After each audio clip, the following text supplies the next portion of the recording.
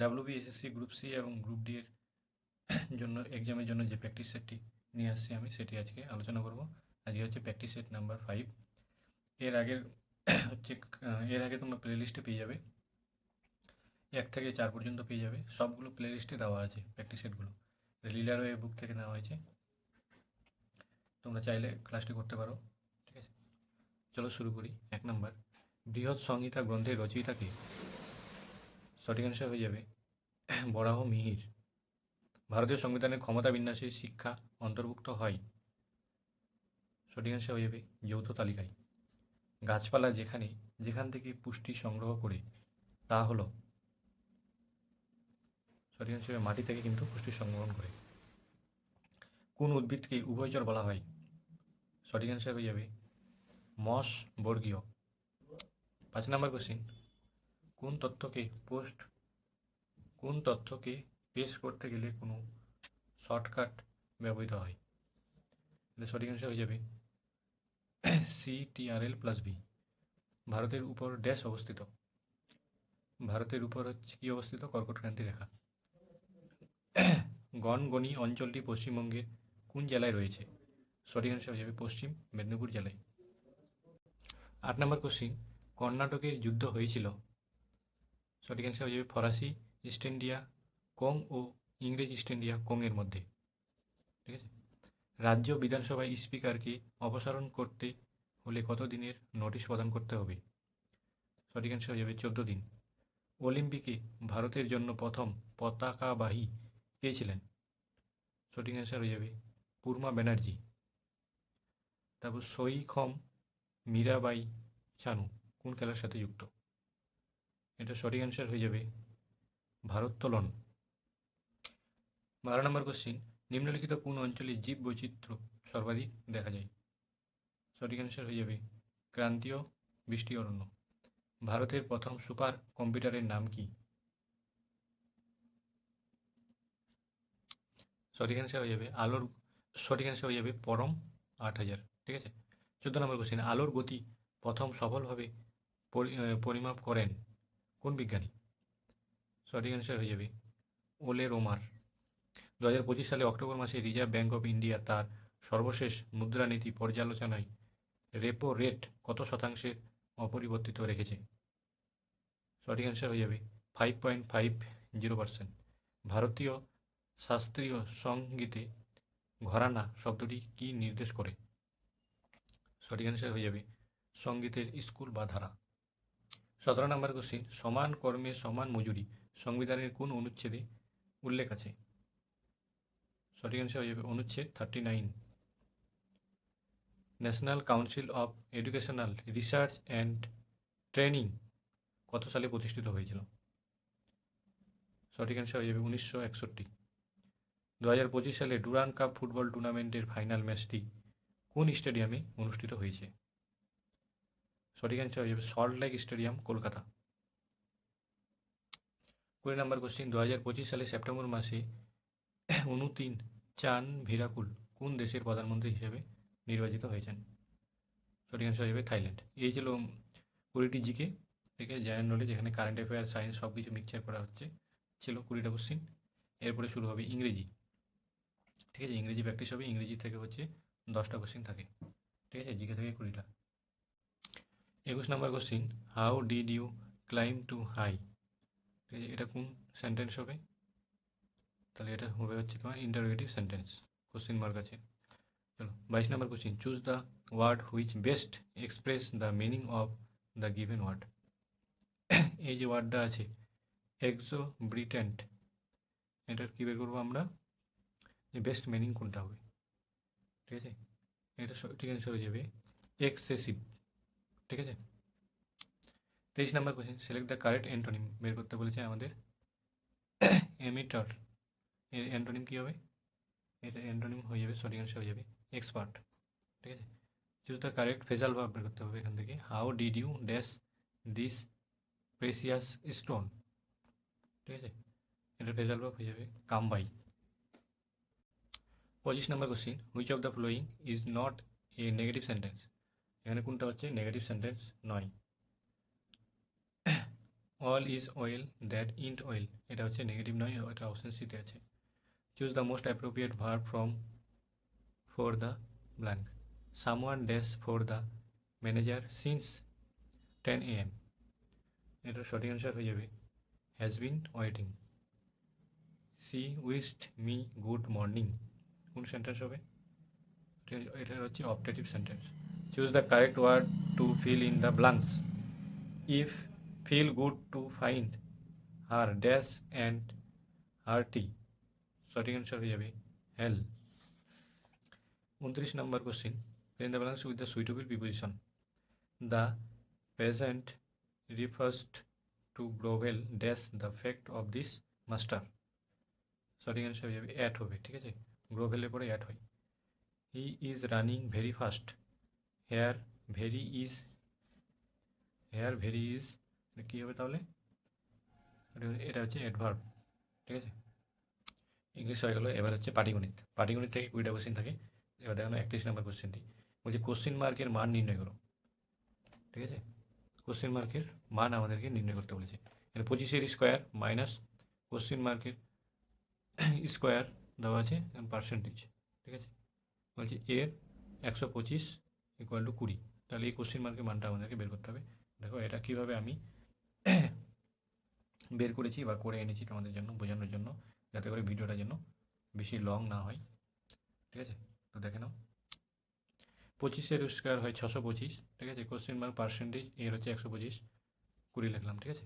625-এ লেখা হয়েছে মাইনাস এটা স্কোয়ার, পার্সেন্টেজ মানে হচ্ছে 1/100, ঠিক আছে। 100 ইন্টু 125 এর মানে হচ্ছে গুণ, কাটাকাটি করলে হচ্ছে উপরে 5 নিচে 4, 25 দিয়ে কাটলে হচ্ছে এত হচ্ছে, তাহলে হচ্ছে মাইনাস স্কোয়ার, এখানে 5/4 হলো, ঠিক আছে। 20 এটা ওইদিকে গেলে মাইনাস হলো, এখান থেকে হচ্ছে বিয়োগ করলে কত হচ্ছে 605, আর এটা ওইদিকে গেলে 4/5, মাইনাস মাইনাস কেটে গেলো, এখান থেকে গুণ করলে কাটাকাটি করলে হচ্ছে 121, 121 ইন্টু 4, 484, রুট ওভার হচ্ছে 22, 22 হবে সঠিক অ্যান্সার, যেটা আমরা দেখতে পাচ্ছি অপশন ডিতে। 32 নম্বর কোশ্চিন, ভগ্নাংশগুলি ঊর্ধ্বক্রমে সাজাও, এসেন্ডিং অর্ডারে সাজাও। 5/7, 9/13, 2/3, 8/11, ঠিক আছে। এটাকে হচ্ছে ঊর্ধ্বক্রম অনুসারে সাজাবো। কীভাবে করবো দেখে নাও। প্রথমে হচ্ছে 5/7, 9/13, এই দুটো ভগ্নাংশকে নিলাম। এখানে দেখছি যে এবার হচ্ছে কোনাকুনি গুণ করবো, ঠিক আছে, এটা হচ্ছে ট্রিক্স। 13 ইন্টু 5, আর এখানে কোনাকুনি গুণ করলে 7 ইন্টু 9, তাহলে কোনটা বড় হচ্ছে? 13 ইন্টু 5, এটা বেশি বড় হচ্ছে, ঠিক আছে।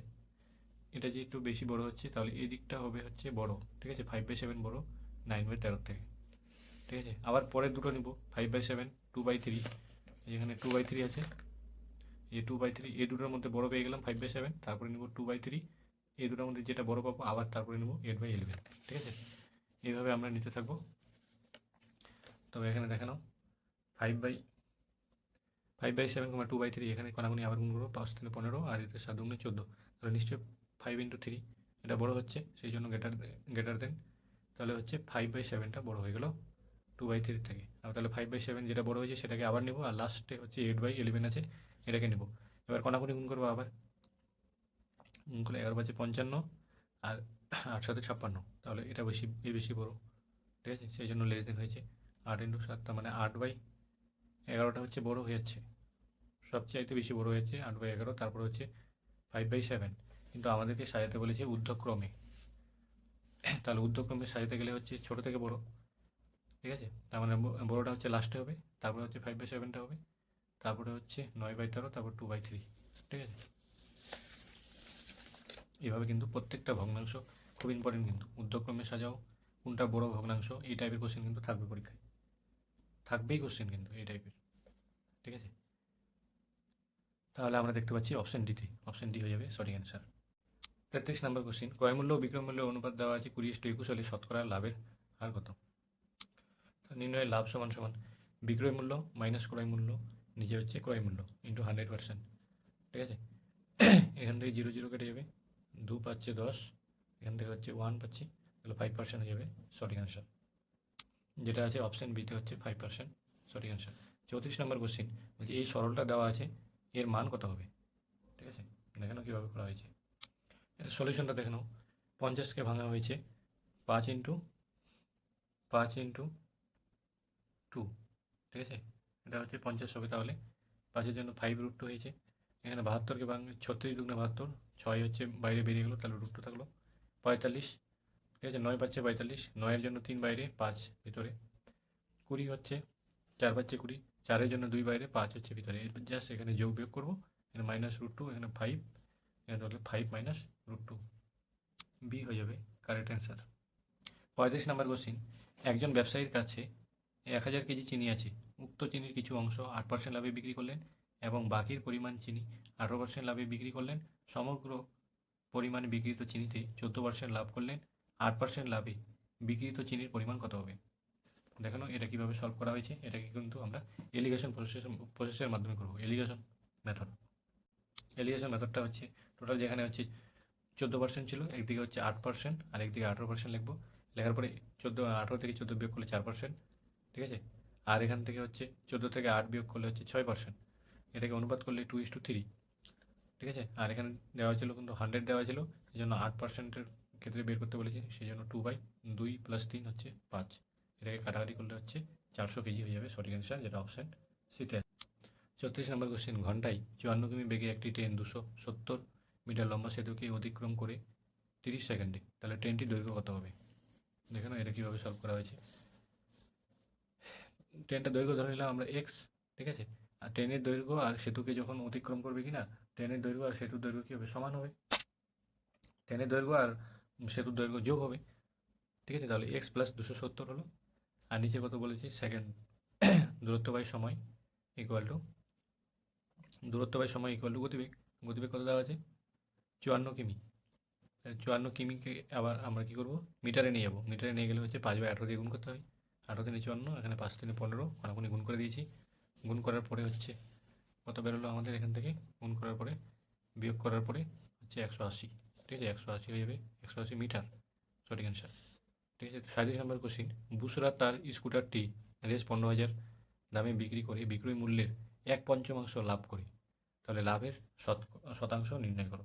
তাহলে এখান থেকে লাভ কত হচ্ছে? 15,000 ছিল, 1/5, ঠিক আছে। বিক্রয় মূল্যে 1/5 লাভ করেছে, তাহলে 1/5 হবে। কাটাকাটি করলে হচ্ছে 3,000, এখানে সিপি পেয়ে যাবো। সিপি হচ্ছে কত?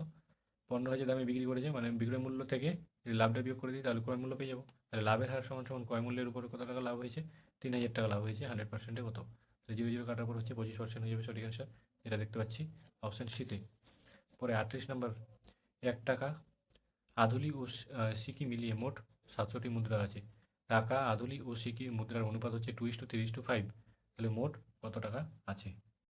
তাহলে দেখানো এখানে টাকা, আধুলি, সিকি আমাকে ধরে নিয়েছি, এক্স ধরে নিয়েছি, ঠিক আছে। তাহলে 2x, 3x, 5x, টোটাল হচ্ছে কত টাকা আছে? 700টি মুদ্রা আছে। যোগ করে দেবো, এখান থেকে এক্সের মান 70 বেরিয়ে গেল। বেরিয়ে যাওয়ার পর বলছে যে মোট কত টাকা আছে। টাকা বলতে এখানে 1 টাকা বলেছে। আধুলি মানে কত হচ্ছে? 25 পয়সা।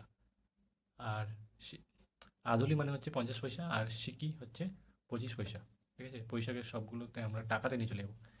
নিয়ে যাওয়ার জন্য এখানে এক্সের মানগুলো বসিয়ে দিই, যোগ করেছি।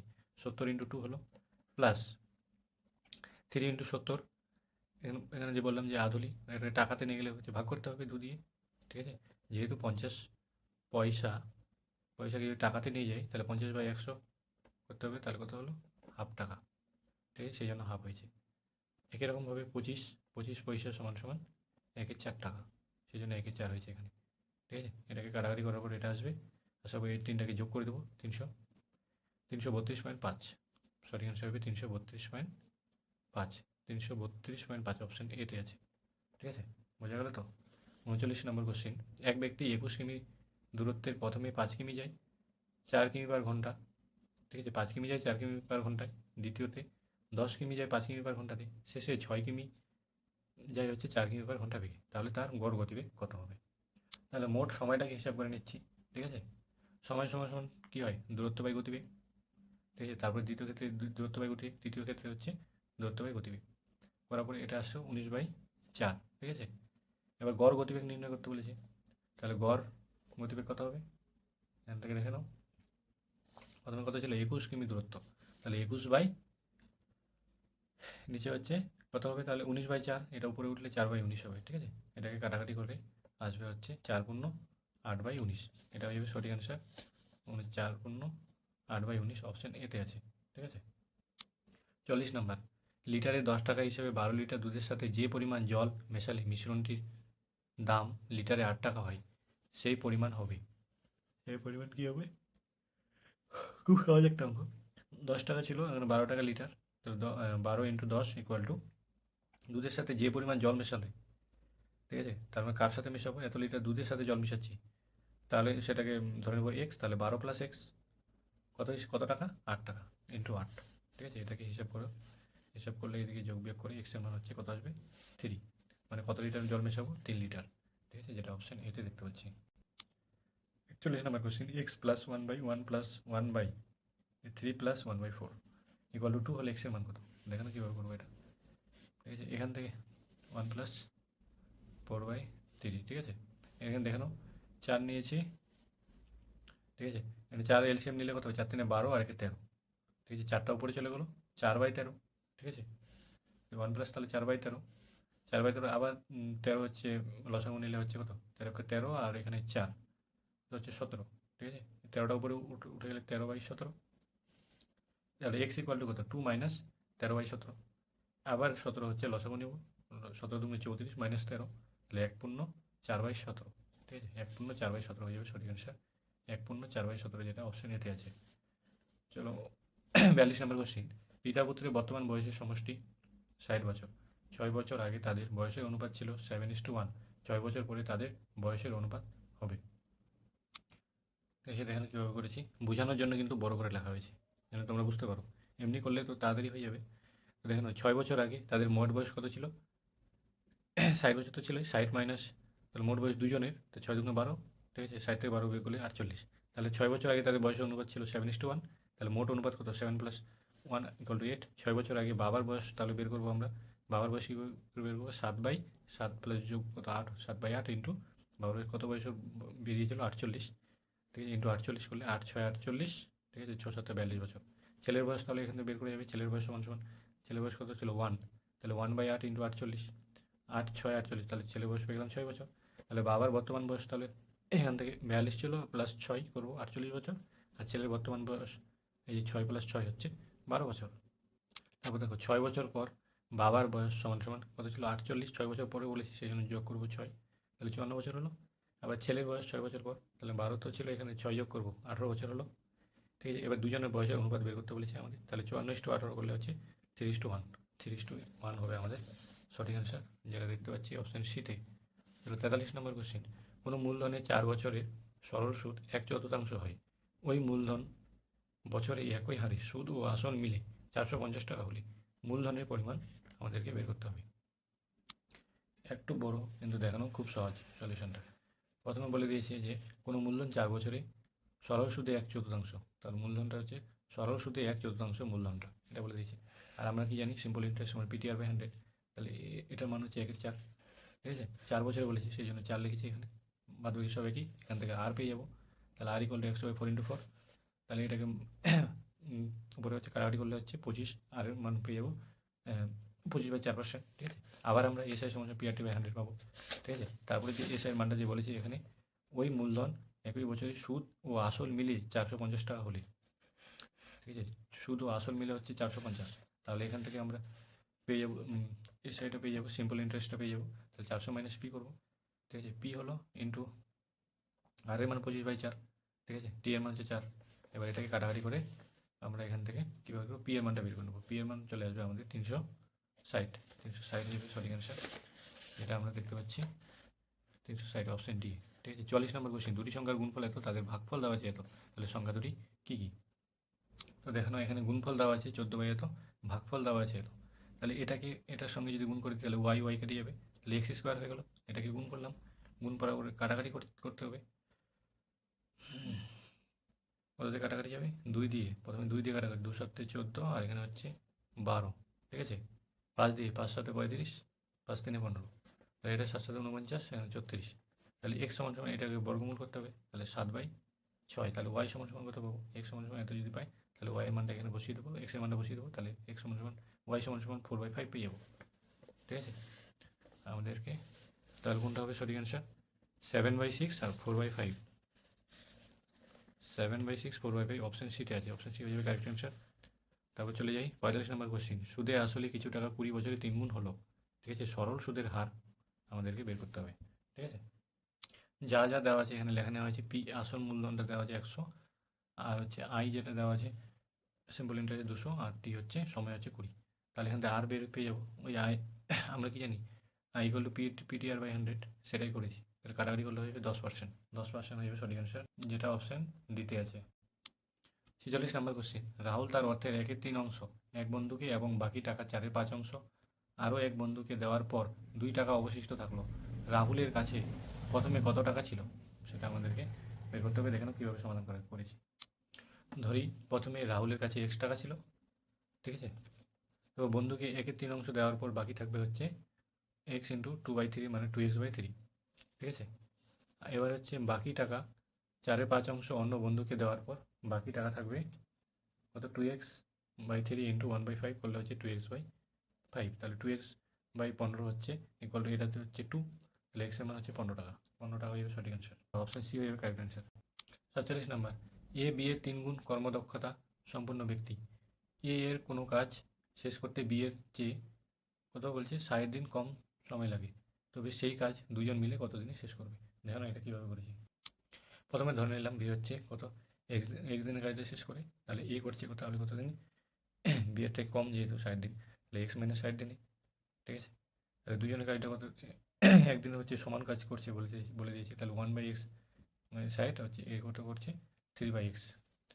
এটা কেন হলো দেখে নাও, এখানে বলছে এ বি এর 3 গুণ কর্মদক্ষতা সম্পন্ন ব্যক্তি, সেই জন্য এখানে হচ্ছে 3 গুণ কর্মদক্ষতা সম্পন্ন ব্যক্তি হচ্ছে 3/x, ঠিক আছে।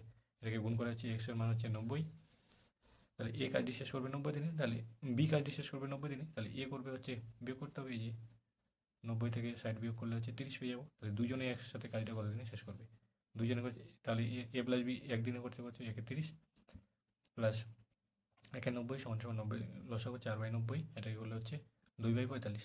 তাহলে একসাথে কাজটি করবে হচ্ছে কত, 45/2 সমান সমান 22/1/2 দিনে। সঠিক অ্যান্সার হয়ে যাবে অপশান সি। 48 নম্বর কোশ্চেন। একটি শহরের জনসংখ্যা 20% যুদ্ধের কারণে মারা যায় এবং অবশিষ্ট জনসংখ্যার 5% মহামারীতে মারা যায়। শহরের বর্তমান জনসংখ্যা যদি 5,200 হয়, 15,200 হয়, তাহলে যুদ্ধের আগে শহরে যা জনসংখ্যা ছিল তা নির্ণয় করো। জনসংখ্যার ক্ষেত্রে খুব সহজ, প্রথমে 20% যুদ্ধে মারা গেছে, তাহলে যুদ্ধের আগে শহরের জনসংখ্যা আমাদেরকে বের করতে হবে, ঠিক আছে। প্রথমে 20% যুদ্ধে মারা গেছে, তারপর 5% মহামারীতে মারা গেছে, তার মানে হচ্ছে কত ছিল, 15,200 ছিল, তার মধ্যে মারা গেছে, তার মানে 100/200, 100 - 20 ইন্টু 100/100 - 5, এটাকে করলে কত হচ্ছে, কাটাকাটি করলে হচ্ছে পেয়ে যাবো আমরা 20,000, ঠিক আছে, 20,000 পেয়ে যাবো সঠিক অ্যান্সার, অপশান সিতে আছে। 49 নম্বর কোশ্চিন। কিম একটি কাজ 3 দিনে এবং ডেভিড একই কাজ 2 দিনে করতে পারে, তারা একসাথে কাজটি শেষ করলো এবং 1500 টাকা পেল, কিমের ভাগ কত হবে, এটা আমাদেরকে বের করতে। কিম হচ্ছে 3, ডেভিড হচ্ছে 2 দিনে শেষ করছে, তাদের এলসিএম কত হবে 6, ঠিক আছে।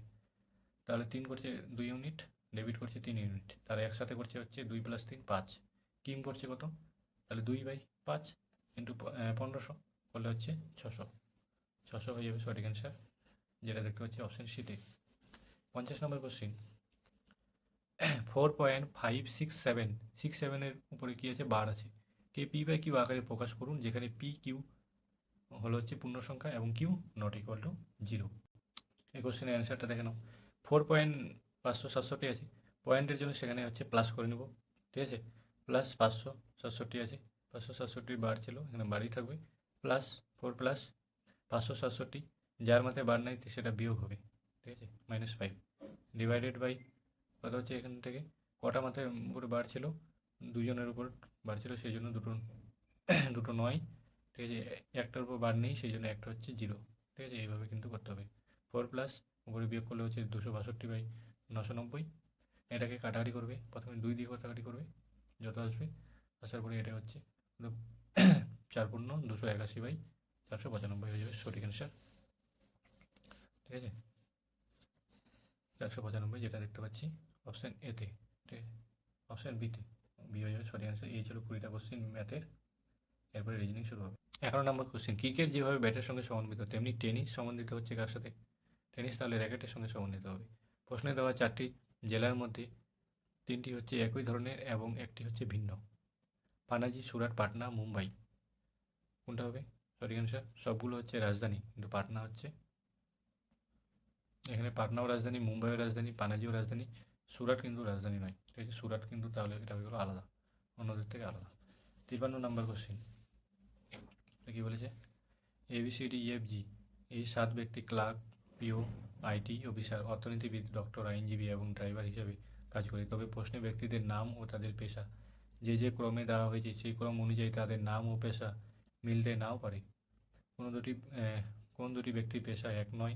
সি ক্লার্ক হিসেবে কার্য করে, এ অর্থনীতিবিদ বা ডাক্তার হিসেবে কার্য করে না, ই অর্থনীতিবিদ বা ডাক্তার নন, বি ড্রাইভার বা অর্থনীতিবিদ বা ডাক্তার বা পিও হিসেবে কাজ করে না, এফ আইটি অফিসার হিসেবে কাজ করে, ডাক্তার বা পিও নয়। তাহলে এদের মধ্যে কে পিও হিসেবে কাজ করে? তো দেখানো এই ডায়াগ্রামটা আমি তৈরি করেছি, ঠিক আছে? তোমরা পরে পরে এই ডায়াগ্রামটা তৈরি করবে। একদিকে ব্যক্তি আর একদিকে হচ্ছে পেশা। এ হচ্ছে পিও আর ড্রাইভার, বি হচ্ছে আইনজীবী, সি হচ্ছে ক্লার্ক, ডি হচ্ছে অর্থনীতিবিদ, ই হচ্ছে পিও ড্রাইভার, এফ হচ্ছে আইটি অফিসার, জি হচ্ছে ডাক্তার। ঠিক আছে, জি হচ্ছে ডাক্তার বা পিও নয় বলে, তাহলে সঠিক অ্যান্সার হয়ে যাবে অপশান এ। এটা হচ্ছে এদের মধ্যে কিন্তু পিও হিসেবে কাজ করে না। 54 নম্বর কোশ্চেন, 6জন মহিলা P Q R S T ও ভি একটি বৃত্তাকার চারপাশে কেন্দ্রের দিকে মুখ করে বসে আছে। পি বসে আছে কিউ এর ঠিক ডান দিকে, এস বসে আছে পি এর ডান দিকে তৃতীয় স্থানে, আর এর ঠিক বাম দিকে, ভি ও টি পাশাপাশি বসেছে, টি বসে আছে আর এর বাম দিকে দ্বিতীয় স্থানে, ভি এর ঠিক বাম পাশে কে বসে আছে? দেখানো এই ডায়াগ্রামটা কীভাবে তৈরি করা হয়েছে। এই ডায়াগ্রামটাতে দেখানো এস টি ভি আর কিউ পি, ঠিক আছে, এটা বসানো হয়েছে। এবার লাস্টে আমাদের কী চাইছে? ভি এর ঠিক বাম পাশে কে বসে আছে? ভি এর বাম পাশে, ভি এর বাম পাশে কে বসে আছে? বাম পাশে হচ্ছে এদিকটা পি বসে আছে, তাহলে পি হয়ে যাবে সঠিক অ্যান্সার। এভাবে ডায়াগ্রাম কিন্তু তৈরি করতে হবে, ঠিক আছে? অপশান ডি হয়ে যাবে সঠিক অ্যান্সার। তো 55 নম্বর কোশ্চিন, ABCDEFGH একটি সারিতে উত্তর দিকে মুখ করে বসে আছে। ই এ ডান দিকে চতুর্থ স্থানে বসে আছে, এইচ বসে আছে ডি এর বাঁ দিকে চতুর্থ স্থানে, সি এবং এফ প্রান্তে বসে নেই এবং তারা যথাক্রমে বি এবং ই এর পাশে বসেছে। এস বসেছে এ এর বাঁদিকে, বি বসেছে এ এর পাশে। কোনটি ভুল হয়েছে? ঠিক আছে, তাহলে এর ডায়াগ্রামটা কীভাবে হবে দেখে নাও। এইভাবে 55 নাম্বার, কে কোন দিকে বসেছে এইভাবে তোমরা হিসাব করবে, দেখবে যে কোনটা ডায়াগ্রাম ভুল হচ্ছে। ঠিক আছে, অপশান ডি হয়ে যাবে সঠিক অ্যান্সার। এ ডি এর ডান দিকে তৃতীয় স্থানে, এটা কিন্তু ভুল আছে। বাকিগুলো হচ্ছে ঠিক, এটাও ঠিক, এটাও ঠিক, এটাও ঠিক, কিন্তু এটা ভুল, আমাদের ভুলেই বের করতে হবে। ঠিক আছে, 56 নম্বর কোশ্চিন,